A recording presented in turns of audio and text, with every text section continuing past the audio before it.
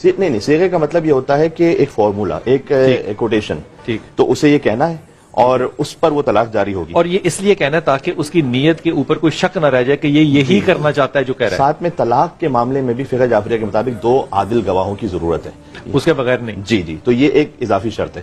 بہرحال اللہ سبحانہ وتعالیٰ نے اسے اس طرح سے رکھا ہے کہ مشکل سے مشکل پروسیس سے ایک انسان گزرے سوچ سمجھ کر، آسان نہیں کرنا کہ 2 عادل گواہ اس کے سامنے ہوں تب جا کے وہ طلاق کا صیغہ جاری کرے. اور بھی اس کی اگر وہ تنہائی میں کر دے، اگر وہ تنہائی میں کر دے تو وہ نافذ نہیں ہوگا. اسی طریقے سے اگر مذاق میں بول دے تو وہ نافذ نہیں ہوگا، چونکہ ہمارے وہ جو انما الاعمال بالنیات کی حدیث ہے وہ غالب ہے. یہاں بھی تو وہ حدیث ہے، بخاری کی حدیث ہے، وہ حدیث تو ہے، وہی تو حدیث ہم کہہ رہے ہیں بلال بھائی، اسی حدیث کی تو بات ہم کر رہے ہیں. حدیث تو پھر اس میں پوری انما الاعمال بالنیات پڑھ رہے ہیں نا، تلاوت کر رہے ہیں نا.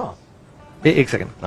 تو اگر فرض کیجئے کہ ایک انسان مذاق میں کہہ رہا ہے کہ جس کی نیت حقیقت میں نہیں ہے تو اس کی نیت اس پہ عمل پہ غالب رہے گی اور وہ نافذ نہیں ہوگی. اسی طریقے سے غصے کی الگ الگ اقسام ہیں. ایک مرتبہ ہوتا ہے کہ انسان غصے میں تو ہے جبھی تو طلاق دے رہا ہے. غصے کی اقسام شرعی طور پہ کہاں ڈیفائنڈ ہے؟ جی وہ ڈیفائنڈ اس طرح سے ہیں کہ جس میں اگر کوئی ایسا غصہ ہے کہ جس میں وہ اپنے ہوش و حواس میں نہیں ہے، دیوانگی کی کیفیت میں، اور اس کے الفاظ اس کے عقل زائل ہو جائے گی، تو ایسی صورت میں اگر وہ طلاق کسی کا کہہ رہا ہے تو وہ نافذ نہیں ہے، کیونکہ وہ سینٹی نہیں ہے، وہ انسینٹی سے وہ کہہ رہا ہے بات.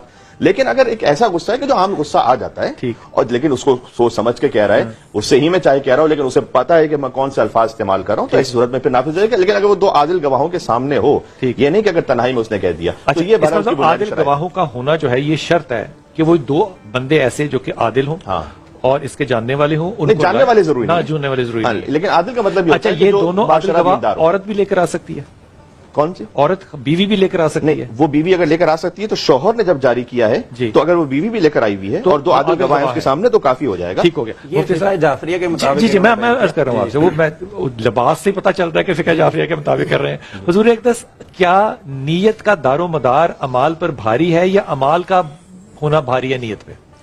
دیکھیے مسئلہ یہ ہے کہ یہ جو طلاق کا مسئلہ ہے، میرے سوال کا جواب چھوڑ دیں، یہ طلاق سے جڑا ہوا ہے. میں جو جاننا چاہتا ہوں وہ یہ کہ یا اس حدیث کو چھوڑ دیں، وہ آپ کی بات میں بڑے ادب سے کہہ رہا ہوں. میں یہ جاننا چاہ رہا ہوں کہ نیت بھاری ہے طلاق دینے میں یا نہیں، صرف عمل ہی بھاری ہے؟ نہیں نیت کا اس میں دیکھیں، عبادات کے اندر جو ہے نیت معتبر ہے.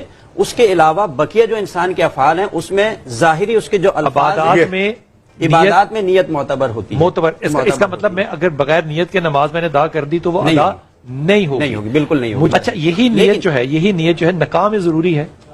یہی نہیں، نکاح میں نہیں. نکاح میں ضروری ہے. آپ نے کمال مطلب آپشن دے دی مجھے، میں نکاح کرتا رہوں دل میں نیت ہی نہ رکھوں. بالکل نہ رکھیں آپ. الفاظ سے اگر آپ نے اجابت، یار نہیں ہنس رہا، خدا کے واسطے یہ سنجیدہ مسئلہ ہے. نہیں میں آپ کو بتا رہا ہوں. یار صوفی صاحب ہنس رہے ہیں. نہیں